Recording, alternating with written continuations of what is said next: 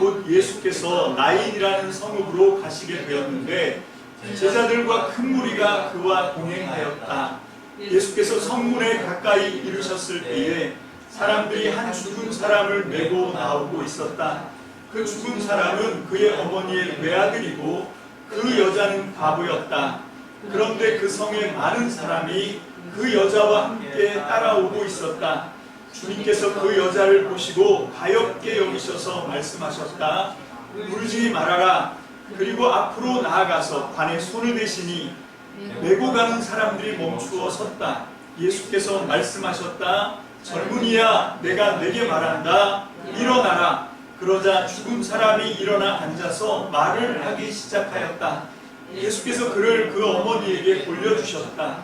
그래서 모두 두려움에 사로잡혀서 하나님을 찬양하면서 말하기를 우리에게 큰 예언자가 나타났다 하고 또 하나님께서 자기 백성을 돌보아 주셨다 하였다.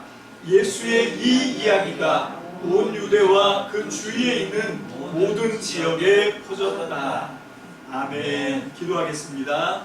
할렐루야. 주님 감사합니다. 우리가 주님의 그 크신 사랑과 구원의 은혜를 기념하며 하나님 앞에 예배하는 이 귀한 예배 시간에 우리 주님 성령으로 성삼위 하나님 우리 가운데 좌정하여 주옵소서. 특별히 하늘문을 열어주시고 지성소에서부터 하나님의 거룩한 입에서부터 선포되는 생명의 말씀을 사모합니다. 주님, 오늘 우리에게 주여 말씀하여 주시옵소서. 주의 종들이 듣겠나이다. 주님, 생명과 진리의 말씀을 듣고 아버지 하나님 길을 잃었던 자들에게 길이 회복되게 하시고 하나님의 나라 백성으로 충만한 생명을 얻어 돌아갈 수 있도록 한 심령도 거저왔다 그냥 돌아가는 심령이 없도록 하나님 모두가 말씀을 통하여 주님을 만나고 주님의 큰 사랑과 은혜에 덧입혀져서 힘과 능력으로 충전되어 하나님과 함께 세상으로 나가는 우리의 주의 백성들이 다 될 수 있도록 주님 역사하여 주시옵소서. 오늘 부족한 종을 세워주셨사오니 주의 말씀을 증언할 때 아버지 오직 성령의 도구로만 붙들어 주시고 천군 천사로 아버지 동행하여 주시옵소서. 축복하고 감사드립니다. 예수님의 이름으로 감사하며 기도합니다. 아멘. 할렐루야. 아멘. 자, 지난 시간에 이어서 우리가 이제 오늘 본문 말씀을 가지고 오늘 말씀의 제목은 주님 한 말씀만 하옵소서예요. 지난 시간에는 우리가 이 전체적인 그 상황들을 우리가 좀 추적해가면서 했는데 오늘은 좀 집중해서 이게 도대체 2000년 후에 오늘을 사는 저와 여러분들에게 이 나인성 과부 아들이 살아난 것과 지금 여기 있는 나랑 뭔 상관이냐, 이게 좀 잘 매칭이 돼야 될 것 같아서요. 자, 오늘 우리는 지금 만나지 않으면 변하지 않는다 라고 하는 주제를 갖고 우리 인간의 삶은 절대로 자기 스스로의 노력으로는 구원을 얻을 수가 없습니다. 오직 온 세상의 유일하신 구주 단 한 분이신 우리의 주님 예수 그리스도로 우리는 구원을 받을 수 있고, 할렐루야, 아멘, 생명과 진리의 참된 삶을 살아낼 수 있을 줄로 믿습니다. 아멘. 그래서 그분 우리들의 구원자이시고 참된 주인이신 예수님을 만나고 변화되었던 사람들을 우리는 성경을 통해서 추적해 가고 있습니다. 주로 지금까지 누가복음에 나타난 첫 번째로는 베드로, 그 다음에는 삭개오, 그리고 오늘 이제 이름도 없는 그 엄마도 이름이 없고 아들도 이름이 없어요. 그냥 젊은이야 일어나라 말씀하시잖아요. 그렇게 이름도 없는 나인성에 살고 있던 과부와 그 죽은 아들, 그 둘이 예수님을 만나고 이제 놀라운 변화를 받았습니다. 할렐루야, 아멘. 그렇게 해서 우리는 지금까지는 이제 누가복음을 통해서 이 예수님을, 그 참된 주인이시고 구세주이신 예수님을 만난 사람들에게 어떤 변화가 있는지 우리가 배우고 있습니다. 사랑하는 참믿음 성도들이여, 다시 한번 분명히 해두고 싶습니다. 우리들이 성경에서 예수님을 만나고 변화된 사람들을 찾아서 배우려고 하는 그 목적은 다만 지식을 축적하기 위함이 결코 아닙니다. 성경에 관한 지식을 더 얹어서 우리 인생에 달라질 것은 아무것도 없어요. 여러분, 당시의 역사와 그 가운데 환경 속에서 정말 이 사람들은 아무런 소망도 가망도 없었던 인생들이었습니다. 자, 그런데 그런 사람들이 참되시고 주인이시고 유일하신 구원자이신 주님을 만나고 예수님을 만나고 인생이 180도 달라졌듯이 오늘날 이 시대 가운데 주님, 나도 예수님 만나고 내 인생의 본질적인 변화를 체험해보고 싶습니다. 이 소원이 있어요. 하나님 그저 지식으로가 아니라 그냥 그 이야기들을 우리가 추적해서 성경의 지식으로 내 머리에 축적해 놓는 그런 지식이 아니라 하나님, 나도 이 사람들처럼 정말 내 참되신 주인, 나의 구세주를 만나고 나도 이 사람들처럼 달라지고 싶습니다. 할렐루야. 아멘. 그런 변화가 있게 되시기를 주님의 이름으로 축복합니다. 아멘. 이 소원을 마음에 품고 모두가 성경의 주인공들처럼 예수님을 만나는 축복이 있기를 주님의 이름으로 축원합니다. 아멘. 그렇습니다. 여러분, 백문이 불여일견이라고 하는 말이 있어요. 이게 중국 한서라고 하는 그 중국 한나라 역사책에 나오는 말이라고 합니다. 이게 무슨 뜻인가 하면 100번 듣는 것보다 한 번 보는 게 낫다 이 말이죠. 그렇습니다. 100번 듣는 것보다 한 번 보는 게 나아요. 근데 저는 거기서 한 걸음 더 나가서 100번 보는 것보다 한 번 체험하는 게 훨씬 더 낫습니다. 여러분, 그 유명한 하나님의 말씀 로마서 10장 17절에 보면, 자, 여기 띄워주시고요. 자, 다 함께 읽습니다. 시작. 그러므로 믿음은 들음에서 생기고 들음은 그리스도를 전하는 말씀에서 비롯됩니다. 자, 우리는 이 말씀을 그냥 그러니까 믿음은 들음에서 나는구나. 근데 그 들음에서부터 시작되는 것이지 그게 우리의 믿음을 결정하는 것은 아닙니다. 자, 그 다음에 요한일서 1장 1절 다 함께 읽습니다. 시작. 이 글은 생명의 말씀에 관한 것입니다. 이 생명의 말씀은 태초부터 계신 것이요, 우리가 들은 것이요, 우리 눈으로 본 것이요, 우리가 지켜본 것이요, 우리가 손으로 만져본 것입니다. 그렇습니다. 여러분, 이게 듣기만 하고 행하지 않으면, 예수님이 그 산상수훈에서 보면 여러분 이 비유들을 보면 다 그게 듣기만 하고 행하지 않은 거예요. 듣기만 하고 행하지 않는 건 모래 위에 집을 짓는 거랍니다. 듣고 행해야 되는데 그 과정이 어떻게 되냐? 들어요. 여러분, 이 요한일서 1장 1절 말씀을 보니까 이 생명의 말씀에 관한 건데, 이 생명의 말씀은 태초부터 있었던 거고 우리가 그걸 처음엔 듣습니다. 그리고 들었던 그 말씀을 이제 눈으로 보게 되죠. 그리고 그 눈으로 보게 된 것을 여기서 지켜본다 이렇게 되어 있는데, 이건 주목해서 보는 겁니다. 집중해서 보는 거죠. 그냥 대충 보는 게 아니라 집중해서 이 말씀을 주목해야 됩니다. 할렐루야. 아멘. 그렇게 할 때 우리가 그 말씀을 손으로 만질 수 있게 되는 거예요. 여러분, 이건 내가 그 말씀을 체험한다는 겁니다. 그 말씀대로 내 삶이 바뀌고 변화된다는 얘기죠. 할렐루야. 지금 우리가 만나지 않으면 변하지 않는다. 목적이 바로 여기 있습니다. 여러분, 그리고 이런 체험을 비슷하게 했던 사람이 욥기, 그 고난받았던 욥입니다. 욥기 42장 5절 다 함께 봅니다. 시작. 주님이 어떤 분이시라는 것을 지금까지는 제가 귀로만 들었습니다. 그러나 이제는 제가 제 눈으로 주님을 뵙습니다. 욥이 귀로만 하나님을 듣고 알고 믿을 때는요, 욥이 그냥 귀로만 듣고 알고 믿을 때는 환난과 시련과 역경과 고난이 찾아오니까 여지없이 그냥 그 시험에 넘어집니다. 그래서 하나님을 원망하고 저주하고 자기 생일을 저주하고 안 태어났으면 좋았을 거다. 그러고 막 저주하죠. 왜 그렇습니까? 귀로만 들어서 그런 거예요. 여러분, 그 귀로 들었던 하나님을 이제 눈으로 보니까 상황은 달라진 게 없습니다. 여전히 재산은 다 사라졌고 도둑 맞았고 완전히 자식들 10명 다 죽었고 상황이 바뀐 건 하나도 없어요. 근데 귀로만 들었던 하나님을 눈으로 보고 나니까 바뀌잖아요. 여러분, 그렇습니다. 우리가 귀로만 하나님의 말씀을 듣는 데서 이제는 하나님의 말씀을 눈으로 볼 수 있는, 여러분, 이게 하나님의 말씀을 연구하는 거지요. 하나님의 말씀을 깊이 연구하고 묵상하는 저와 여러분들 되시길 주의 이름으로 축복합니다. 아멘. 그래서 듣기만 하는 말씀이 아니라 이제는 내가 친히 주목해 보는 거죠.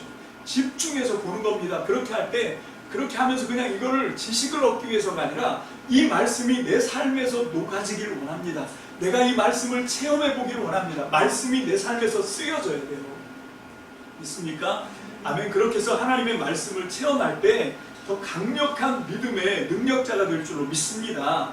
아멘. 그래서 우리의 삶에도 여전히 욥처럼 환난과 시련이 오는데 이제 이 말씀을 붙들고 이 말씀의 능력으로 승리하는 저와 여러분들 되시길 주님의 이름으로 축복합니다. 축복합니다. 아멘. 자, 지난 시간에 이어서 오늘도 우리는 누가복음 7장 11절로 17절의 말씀을 통해서 나인성 과부에게 일어났던 이야기들을 살펴보려고 합니다. 지난 시간에 우리는 나인성 과부에게 초점을 맞춰서 본문을 살펴보았습니다. 자, 인간의 힘으로 어찌해볼 수 없는 죽음의 문제, 그것도 자기 자신의 죽음이 아니라 정말 자기보다 더 소중하게 여겨졌던 하나밖에 없는 과부의 유일한 삶의 희망이었던, 정말 삶의 대들보 같았던, 버팀목 같았던 그런 하나밖에 없는 아들이 죽음을 맞이한 그 절대절망, 그 과부, 그 당시의 과부는 안 그래도 살아가는 일이 그렇게 쉽지가 않아요. 많은 제약이 따랐습니다. 그래서요, 성경은 곳곳에서 고아와 과부, 나그네를 배려하라는 말씀이 선포되고 있습니다. 여러분, 그걸 일일이 다 찾자고 하면 오늘 시간이 너무 모자라서 제가 그냥 대충 말씀만 제가 그냥 슬쩍 찾아봤어도 출애굽기 22장 22절, 민수기 30장 9절, 신명기 10장 18절, 14장 29절, 16장 11절, 14절, 24장 17절, 19절, 20절, 21절, 신명기 26장 12절, 13절, 신명기 27장 19절, 욥기 13장 16절, 18절, 시편 68편 5절, 시편 146편 9절, 이사야 1장 17절, 23절, 이사야 9장 17절, 이사야 10장 2절, 예레미야 7장 6절, 예레미야 22장 3절, 예레미야 49장 11절, 에스겔 22장 7절, 스가랴 7장 10절, 말라기 3장 5절, 그리고 신약으로 넘어와서도 마가복음 12장 40절, 디모데전서 5장 16절, 야고보서 1장 27절. 우리가 성경만 잘 읽어봐도 여러분, 성경이 얼마나 이 사회적 약자인 고아와 과부와 나그네, 그리고 이 분깃을 받지 못한 레위 사람들을 얼마나 하나님께서 마음을 쏟고 계신지를 우리가 잘 알 수 있습니다. 출애굽기 14장 29절만 우리가 한번 보겠습니다. 시작. 당신들이 사는 성 안에 유산도 없고 차지할 목도 없는 레위 사람이나 떠돌이나 고아나 과부들이 와서 배불리 먹게 하십시오. 그러면 주 당신의 하나님은 당신들이 경영하는 모든 일에 복을 내려 주실 것입니다. 아멘. 자, 이렇게 이게 뭔가 하면 이렇게 과부나 고아나 나그네 이런 사람들은 살아갈 힘이 없는 그런 시대인 거죠. 오늘날로 얘기하면, 그럼 물론 오늘날도 그렇긴 하지만 옛날 같진 않잖아요. 옛날에 고아나 과부 이런 사람들은 제약이 많았지만 오늘날은 그냥 그렇거든요. 근데 최근에 아프가니스탄 사태가 터져서 지금 우리나라에 거의 한 400명 좀 넘는 그런 난민들이 지금 우리나라 저기 충북 진천에 와 있거든요. 여러분, 이런 사람들입니다. 우리가 이런 사람들을 종교가 다르다는 이유로, 이슬람을 신봉한다는 이유로 이 사람들을 미워하면 안 되는 거예요. 성경의 말씀을 정면으로 위배하는 겁니다. 그런데 보면 교회들이 앞장서서 여러분이 아프가니스탄 난민을 받은 거에 대해서 막 성토하고 하는 그런 일들을 보면 이분들이 지금 하나님의 말씀을 제대로 알긴 하나? 그런 생각이 드는 거예요. 여러분, 이렇게 사회적으로 약자, 소수 이런 사람들을 우리가 핍박하고 여러분 압박하고 그러면 안 됩니다. 그러면 하나님이 당신이 그 대우를 받았다고 생각하시는 거예요. 여러분, 예수님의 비유 우리가 잘 알잖아요. 여러분, 마태복음 25장에 보면 최후의 심판에 대한 이야기가 나옵니다. 여러분, 제가 이것도 올리려고 했다가 안 올리긴 했는데 그 최후의 심판에 보면 오른편에는 양, 그리고 왼편에는 염소로 갈르시잖아요. 근데 누가 그 최후의 심판에 영원한 영생을 얻고 구원에 들어갑니까? 여러분, 누가 그 마지막 최후의 심판에 하나님으로부터 불같은 진노의 심판을 받아서 영원히 꺼지지 않는 불못, 지옥으로 떨어지나요? 여러분, 우리는 너무 쉽게 예수 믿는 사람 그게 양이고 예수 안 믿는 사람 그게 염소고 이렇게 생각하지요. 근데 친히 예수님이 말씀하신, 뭐라고 말씀하신, 그거 여러분 그냥 단념으로 다 예수 믿어요, 그거 갖고 주님은 안 통한다는 얘기입니다. 주님은 거기서 6가지 얘기를 하죠. 내가 굶었을 때, 내가 홀딱 벗고 헐벗었을 때, 내가 병들었을 때, 내가 옥에 갇혔을 때, 내가 길을 잃고 헤매고 있을 때, 내가 어려움을 당했을 때 나를 돌아보고 찾아와주고 위로해주고 물 한 잔 주고, 내가 목마를 때 물 한 잔 주고, 먹을 걸 주고 입힐 걸 주고, 그 사람이 양이라는 거예요. 그거를 안 한 사람이 염소고요. 여러분, 예수 믿는 걸 너무 관념으로만 생각하시면 안 돼요. 큰 코 다칩니다. 예수 믿는 건 삶에서 나타나야 돼요. 삶에서 다른 사람에게, 그것도 가장 보잘것없고 하잘것없고 가치가 없게 여겨지는 바로 그 작은 사람들에게, 저는 오늘 이 시대에 그 작은 사람 중에 하나가 아프가니스탄 난민이라고 생각해요. 여러분, 정말 이게 굉장히 귀합니다. 또 한 부류는 지금 정말 이 교회의 미움을 받고 있는 동성애자들, 성소수자들도 역시 여러분 소자일 수 있습니다. 성 정체성이 다른데 그 사람들처럼 우리도 그렇게 따라가자고 얘기하는 건 아니에요. 그건 틀린 겁니다. 그건 죄예요. 하나님 앞에 온전하지 못합니다. 그건 확실하지만 그렇다고 해서 핍박해서는 안 된다는 거죠. 오히려 그 사람들을 보듬어 줘야 됩니다. 하나님의 사랑이 흘러 들어가게 해야 돼요. 그렇게 할 때 그들이 스스로 자기들의 잘못을 깨닫고 뉘우치고 돌아오는 거지, 그게 아니라 정말 도끼 눈을 뜨고 마귀 새끼처럼 그렇게 생각하고 공격하고 비난하고 욕하고 혐오하고, 그러면 절대로 그 사람들이 빛 가운데로 나오진 않습니다. 하나님의 말씀으로 돌아가야 돼요. 그리고 우리는 정말 이 하나님의 말씀을 마음판에 새기시기를 주님의 이름으로 축복합니다. 아멘. 자, 오늘 우리는 이 나인성 과부와 비슷한 최근에 2011년도에 소천하신 우리나라를 대표하는 소설가 박완서라고 하는 분이 있습니다. 여러분, 그분의 소설책을 혹시 본 적이 있습니까? 이 많던 상아를 누가 다 먹었을까? 뭐 이런 책 있잖아요. 이 드라마로도 나오고 굉장히 유명한 작가예요. 특별히 거의 70% 넘는 사람들이, 여자분들이 책을, 이분의 글을 사서 많이 읽고 하는 그런 소설가가 있습니다. 그녀는 1931년에 태어났고요. 일제시대와 6.25 동란, 이 모든 것들을 다 직접 경험을 합니다. 그리고 더 정말 처참한 개인적인 경험으로는 1988년에 하나밖에 없던 아들과 남편이 동시에 생을 마감하고 죽는, 이거는 정말 보편적이거나 일반적이지 않은, 결코 평범하지 않은 그런 아주 특별한 경험을 하게 됩니다. 오늘 설교 준비를 하면서 공교롭게도 이 나인성 과부와 대단히 흡사한 사례다라고 생각해서 제가 그가 이 1988년도 2월 달에 남편이 폐암으로 돌아가세요.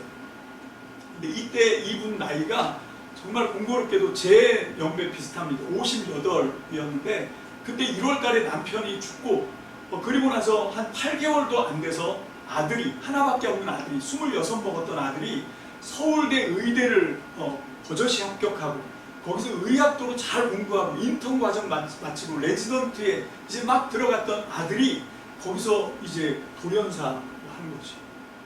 그리고 나서 그 끔찍했던 그 과정을 일기로 써요.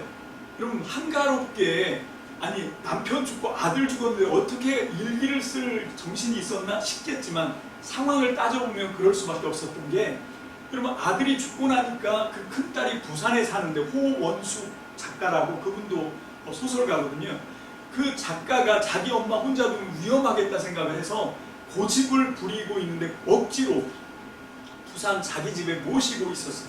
그래서 이제 박원숙 작가가 큰딸네 집에 얹혀 살게 되는데, 이미 큰딸은 시집가서 자식들도 낳고 그 집안 분위기가 있잖아요. 거기서 자기 슬픔에 집중하면 거기 있는 사람들 정서에도 문제가 있고, 그러니까 이분이 그 슬픔이 있는데, 고통이 있는데, 아픔이 있는데 표현을 못하는 거예요. 얼마나 환장하겠습니까? 그러니까 통곡 대신 한 게 매일매일 일기를 쓴 거예요. 그게 이제 자기 아들 죽고 나서 12일 지나서부터 그 일기를 부산에 그 자기 딸네 집 화장실에서 몰래 흐느끼면서, 몰래 울음을 삼키면서 그렇게 일기를 쭉 쓰거든요.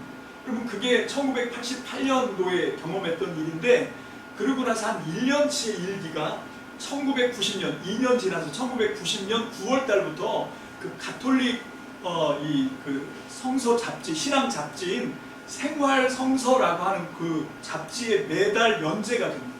1년 동안 연재가 됐던 그게 1994년에 책으로 엮어져 나오는데, 그 책의 제목이 뭔가 하면 주님은 빠져요. 한 말씀만 하소서라고 하는 책이에요. 여러분, 자전적인 책이죠.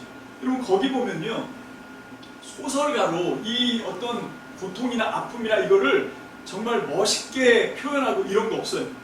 진짜 아주 격렬하게, 정말 어떤 때는 보면 되게 아주 직선적으로 하나님을 아주 겁도 없이 하나님을 원망하고 하나님을 저주하고 그런 필치로 이걸 막 써나가고 있어요. 여러분 그런 걸 보면 정말 하나밖에 없는 아들이 죽었을 때 그게 어떤 느낌인지를 알 수가 있어요. 사실 박완서 씨는 그래도 나인성 과부보다 낫습니다. 여러분 그 위로, 그 막내 아들 위로 딸이 4명이나 있어요. 그 4명 다 정말 다 훌륭하게 잘 컸고 성공한 그런 자식들이었죠. 그러니까 이 박완서 같진 않은 거죠.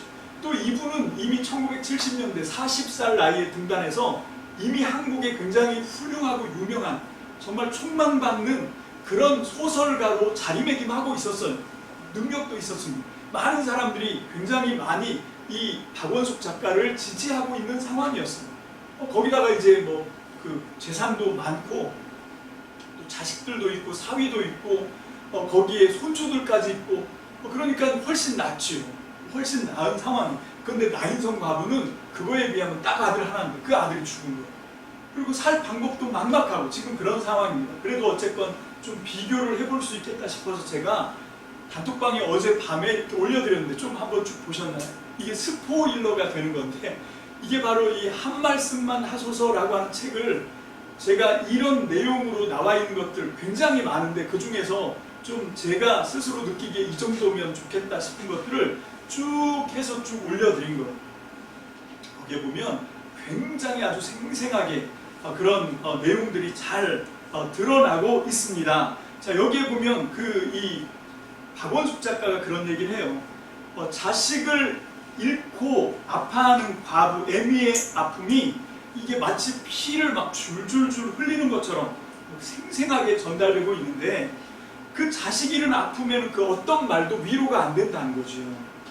여러분 그런데 많은 사람들이 와서 뭐라고 얘기하냐면 세월이 약이다, 잊어라 이런 말을 하는데 그런 말을 들을 때마다 그녀는 막 격렬하게 저항감이 올라온다, 반감이 막 올라온다는 거죠.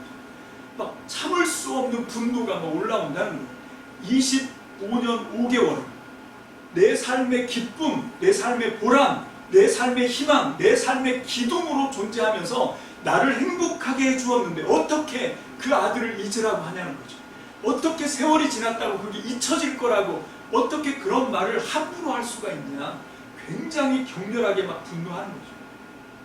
이게 정말 그런 고통은요, 내가 겪어보지 않으면 알 수 없는 아픔이에요.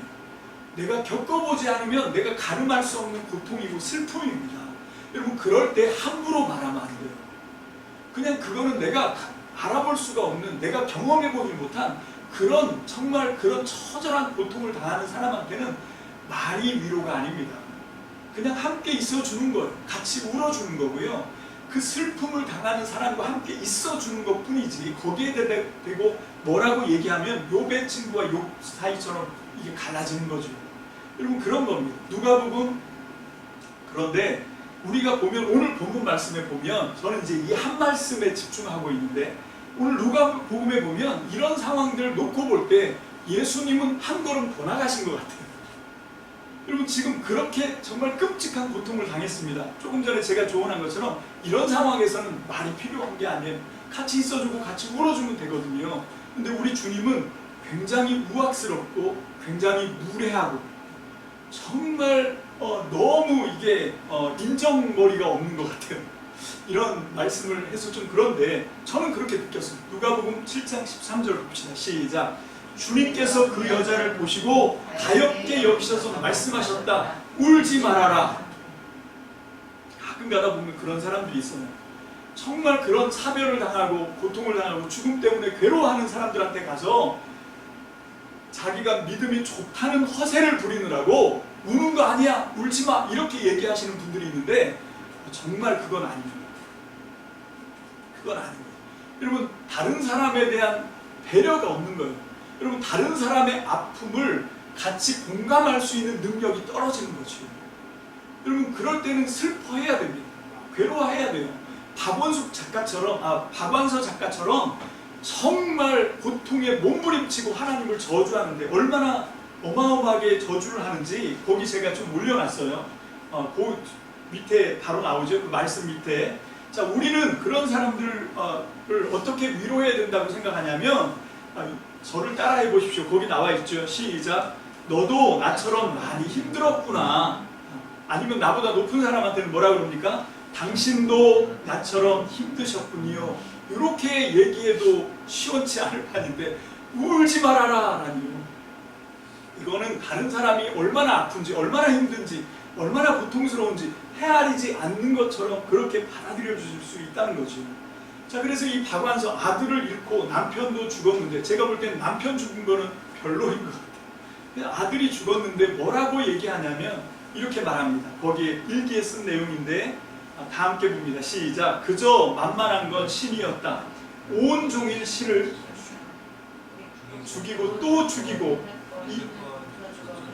죽일 여지가 남아있는 신, 증오의 마지막 극치인 살이, 내 살이를 위해서도 당신은 있어야 돼. 느껴지십니까? 정말 그 하나님을, 그 신을 지금 막 엄청나게 증오하고 저주하고 매일 죽인다는 거예요. 죽이고 또 죽이고 100번을 고쳐 죽여도 아직도 죽일 여지가 남아있는 신. 그리고 그냥 신을 난도질하는 거예요. 그 1년 동안의 일기장에 보면 거의 빠지지 않고 그렇게 신을 죽여내고 있습니다. 자, 그리고 그 뒤에 나오죠. 다 함께요. 시작. 하나님이란 그럴 수도 있는 분인가? 사랑 그 자체라는 하나님이 그것밖에 안 되는 분이라니 차라리 없는 게 낫다. 아니, 없는 것과 마찬가지다. 이분은 그때 이미 카톨릭 신도였어요. 정말 믿음이 좋은 분이었습니다. 그런데 그러면서도 지금 자기가 믿는 하나님을 이렇게 지금 하고 있어요. 여러분, 이게 하나님이 불경으로 느끼시지 않습니까? 나중에 가서 결론에 나오지만 오히려 하나님은 그런 것을 통해서 이 여자를 구원했어요. 이 박완서를 그런 걸 통해서 치료하십니다. 여러분, 우리 하나님은 그렇게 째째한 분이 아니에요. 하나님은 그렇게 속 좁으신 분이 아닙니다. 오히려 하나님은 그래, 나를 밟아라. 나를 밟아서 네가 살 수 있으면 그렇게 해라. 그런 분이 우리 주님이시잖아요. 여러분, 우리가 주님을 너무 오해하는 것 같습니다. 여러분, 이렇게 신을 증오하고 죽이고 또 죽여도 성이 차지 않는 상황인데 참으라고 얘기하고 울지 말라고 얘기하고 왜 울어? 왜 울고 그래? 이렇게 얘기하는 거, 여러분, 이거는 사랑이 아닙니다. 그건 사랑으로 느껴지지 않아요. 여러분, 그렇게 하시면 안 되고 어떻게 해야 되냐면 같이 울고 필요하면 같이 하나님 욕하고 괜찮습니다. 필요하면 같이 하나님 저주하는 거죠. 그런다고 하나님이 그걸 받으시는 게 아니에요. 그럼 하나님도 다 아시는데 왜 그러면 이런 고난을 주셨는지 그걸 이 사람이 알지 못하고 욥처럼 울부짖는 거예요. 근데 거기서 믿음 좋은 채 하고 그러면 안 돼 하고 이렇게 정죄하고 할 때 하나님이 오셔서 뭐라 그럽니까? 욥이 니들보다 낫다. 그리고 그 세 친구를 막 하나님이 심판하시죠. 여러분, 성경을 샅샅이 찾아보십시오. 욥기를 다 읽어보세요. 욥의 세 친구가 하나님을 어떻게 이렇게 신성 모독하고 그런 발언을 한 적이 한 번도 없어요.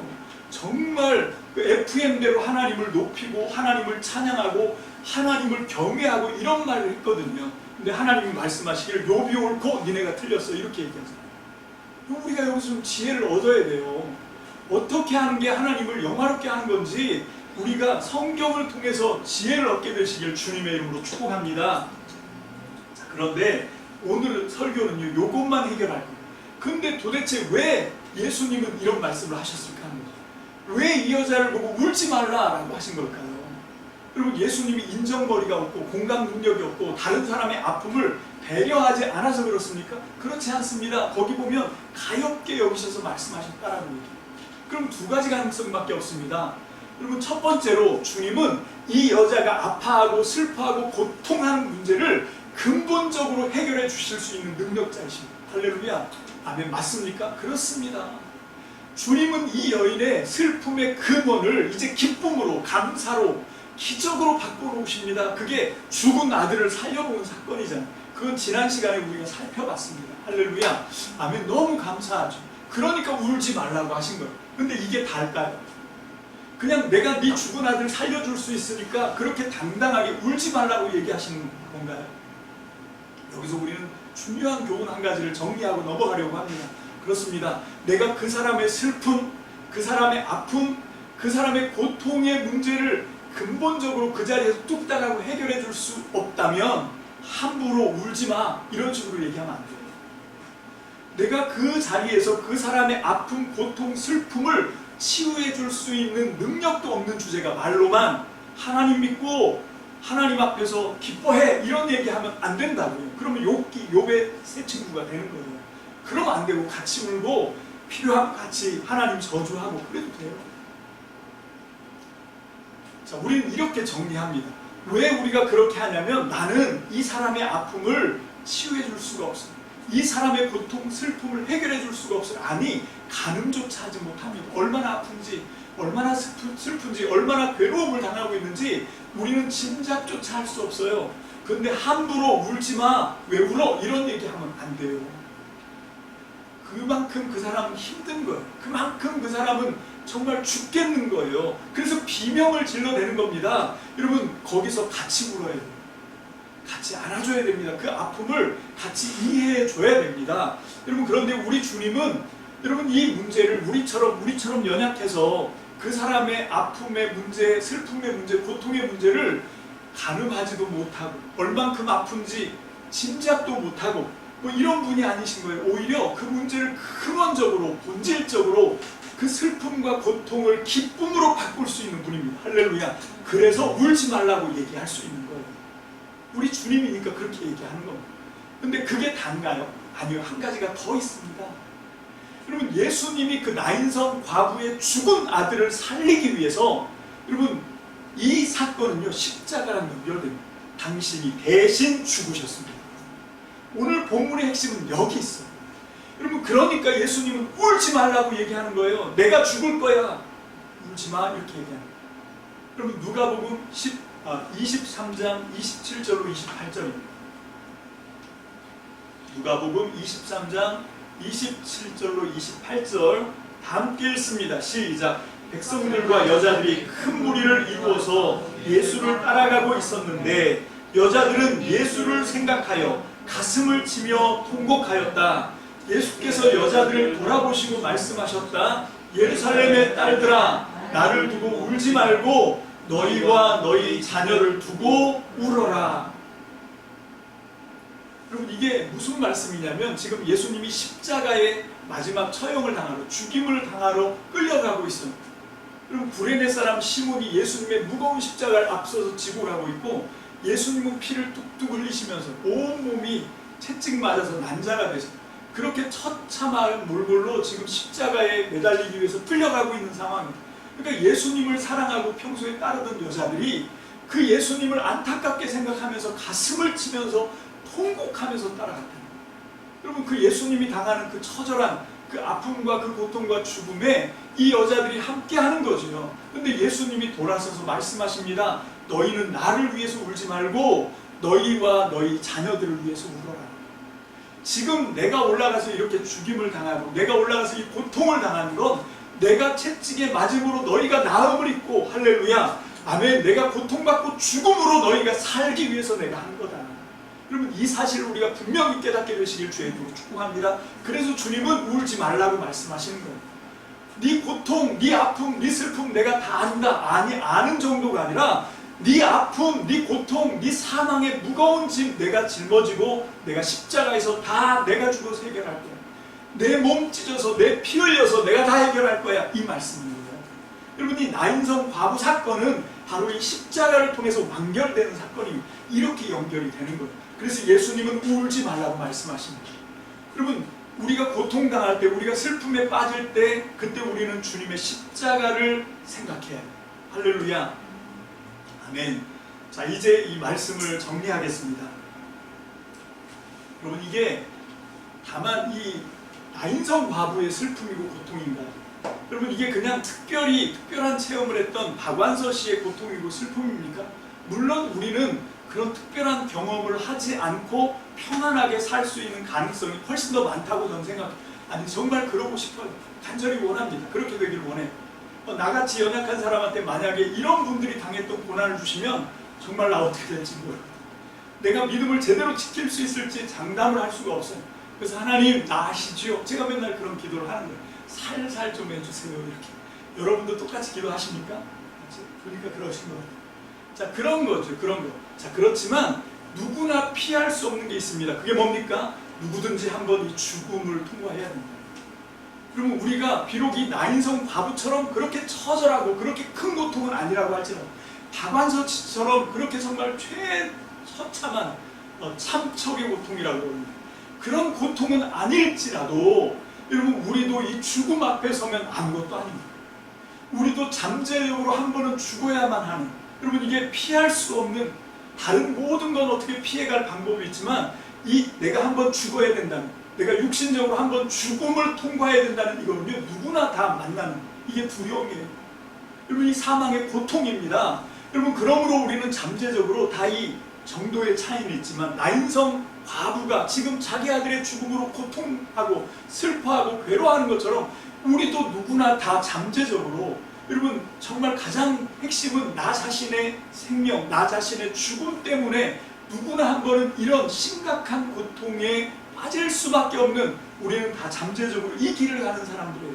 이 사망의 음침한 골짜기를 우리도 가야만 합니다. 여러분, 동의가 되십니까? 동의 안 하셔도 피할 길이 없어요. 한 번 죽는 것은 사람에게 정해진 겁니다. 그래서 우리가 이 고통을 가거든요. 그럴 때 우리가 도대체 뭘로 이 죽음의 고통을 이겨낼 수 있습니까? 하나님의 사랑, 십자가를 통해서 나를 대신해서 내 죄짐, 내 사망의 무거운 고통을 지시고 대신 죽어서 우리에게 영원한 생명을 주신 예수님이 나의 구주와 주님이 아니면 도대체 무엇으로 이 죽음의 고통을, 이 죽음의 두려움을 무엇으로 상쇄할 수 있습니까? 아무것도 없어요. 아무리 돈 많은 부자면 뭐합니까? 아무리 권력자면 뭐합니까? 자기 수명 단 5초도 못 늘립니다. 위에서 부르시면 그대로 가야 돼요. 그게 인생의 연약함입니다.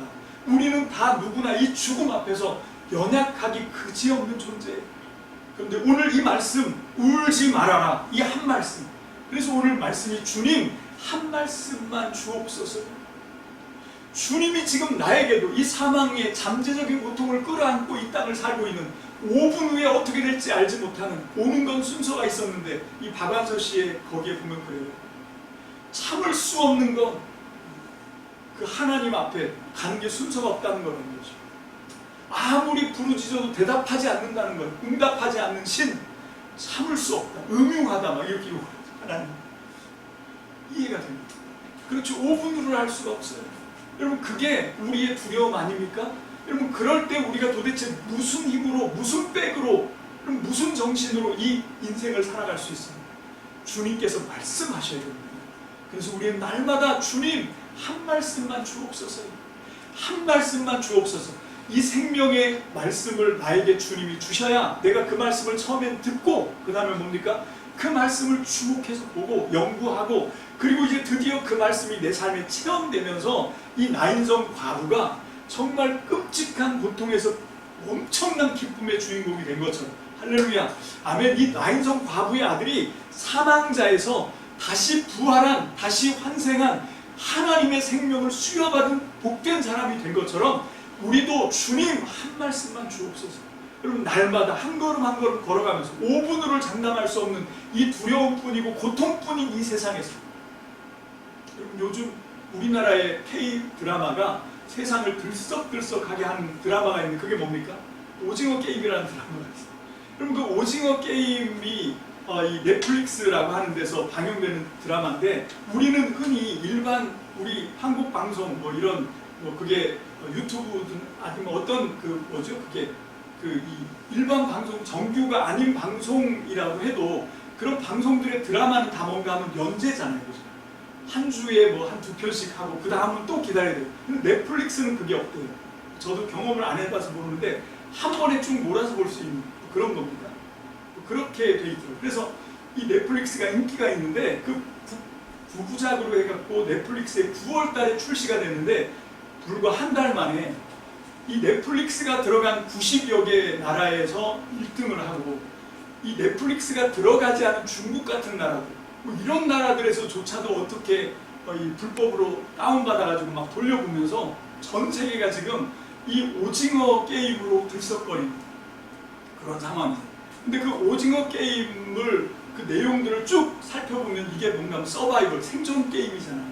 여러분 요즘 드라마나 영화 소재로 사용되고 많은 사용되는 것 중에가 좀비 영화가 있고요. 좀비 소재물.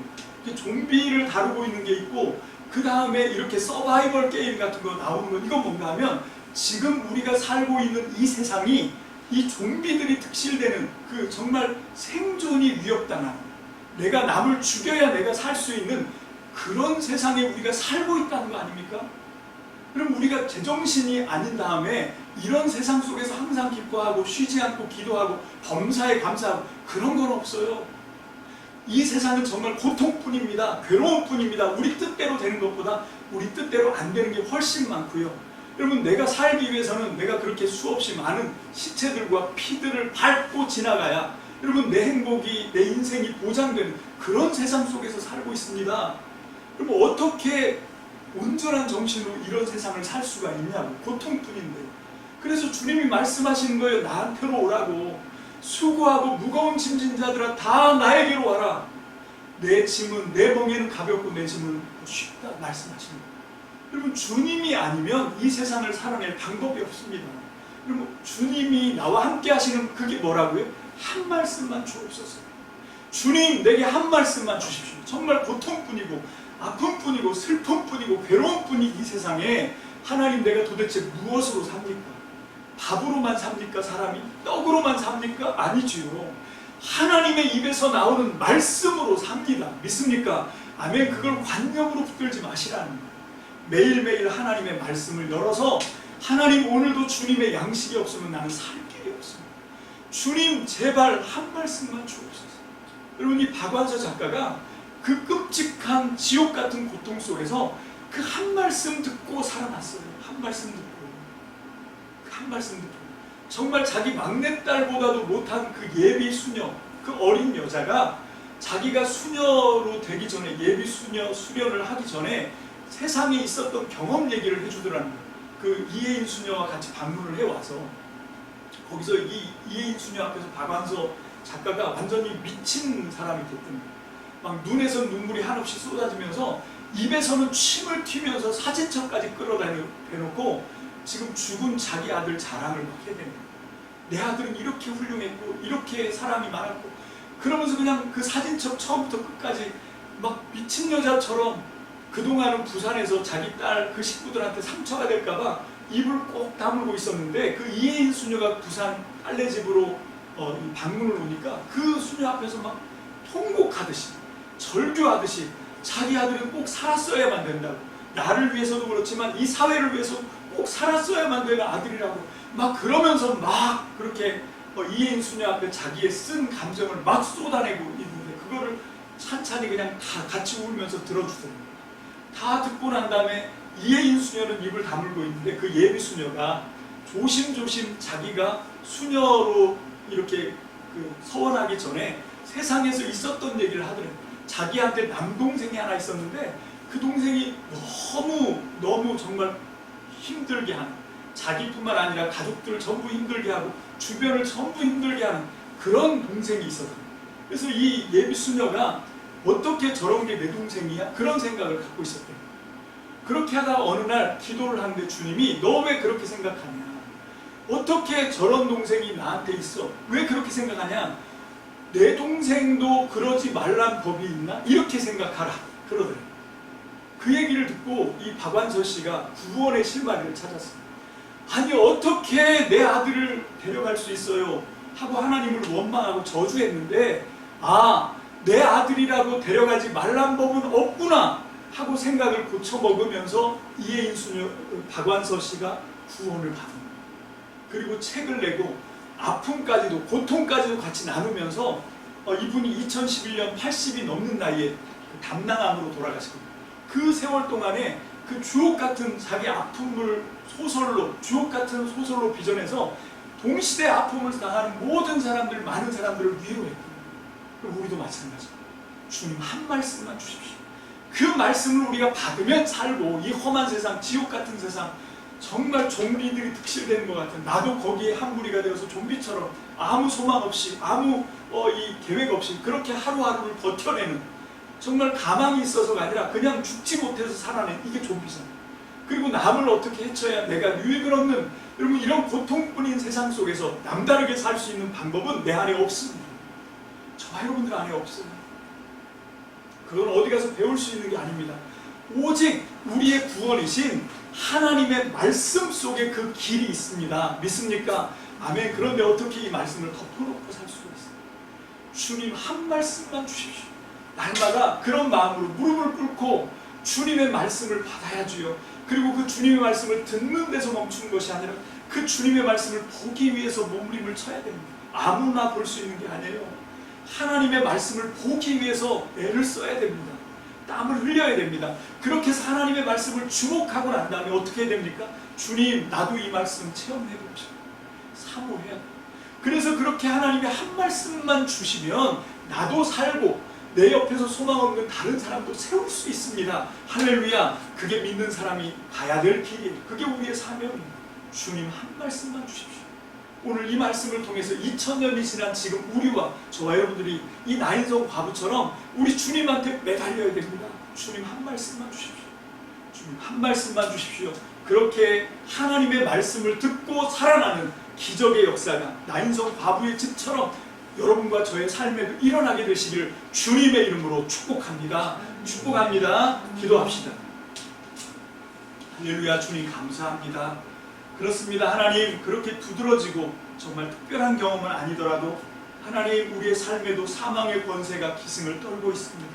하나님, 우리도 여전히 내색하진 않지만 내색하면 더 무서워질까봐 마음속에 숨기고 있지만 하나님, 우리 속에도 어쩔 수 없는 연약함이, 우리 속에도 어쩔 수 없는 이렇게 생겨먹은 하나님 사망의 존재로 살아가야 한 아버지, 우리 안에 이런 두려움들이 있습니다. 당장 5분 앞을 알지 못하는 막연한 그 두려움이 있습니다.